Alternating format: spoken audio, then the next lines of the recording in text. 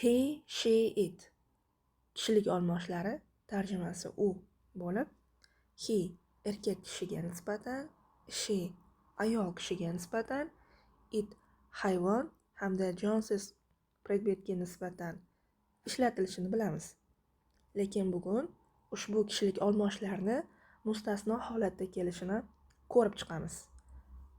Misol uchun, I have a dog. His name is Shakespeare. He's very clever. He can count to 10. Meni itim bor. Uning ismi Shekspir. U juda ham aqlli. U 10 gacha sanay oladi. Bu gapda itni ismi erkak kishining ismi bo'lganligi uchun unga nisbatan he olmoshi qo'llanilyapti. Keyingi misolimiz. My sister has a very nice cat. Her name is Alice. She's very pretty. Singlimni juda ham bir ajoyib yaxshi mushugi bor. Uning ismi Alisa. U juda ham yoqimtoy, chiroyli. Bu yerda demak gap mushuk haqida ketyapti. Ismidan jinsini bilsa bo'ladi va unga nisbatan she olmoshi qo'llanilyapti. Navbatdagi misolimiz bu. What a lovely baby. What is its name? Qanaqa ajoyib chaqalog'i, uni ismi nima ekan? E'tibor bersangiz, bu yerda chaqaloqqa nisbatan its olmoshi qo'llanildi. Ya'ni uning ismi nima? Mana bunday deb savol bersak ham bo'ladi. How is it called? U nima deb ataladi? Ya'ni uning ismi nima? Har ikki holatda ham chaqaloqqa nisbatan its olmoshi qo'llanildi.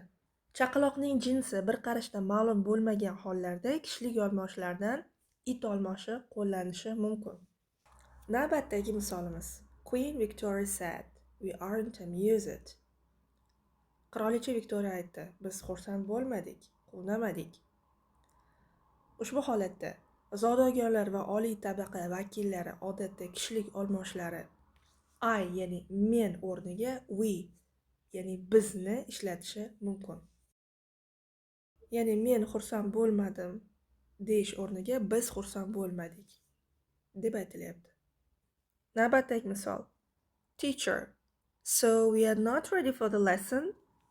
Ustoz, shunday qilib biz darsga tayyor emasmiz. Bu yerda ma'lum bir kasb egalari tomonidan odatda o'qituvchilar yoki shifokorlar you kishilik olmosh o'rniga we kishilik olmoshini kinoya tarzda qo'yib ishlatishadi. Yana bu yerda so you are not ready for the lesson deyilgan gap bo'lishi kerak. Ya'ni siz darsga tayyor emassiz deyish o'rniga kinoya tarzda biz bugun darsga tayyor emasmizmi degan ma'noda kelyapti. Yoki keyingi misol. Doctor, we should take this pill twice a day. Demak, shifokor aytayapti, biz bu dorini kuniga 2 marta ichishimiz kerak bo'ladi. Bu yerda bo'lishi mumkin edi you, ya'ni siz shu dorini kuniga 2 marta ichishingiz kerak.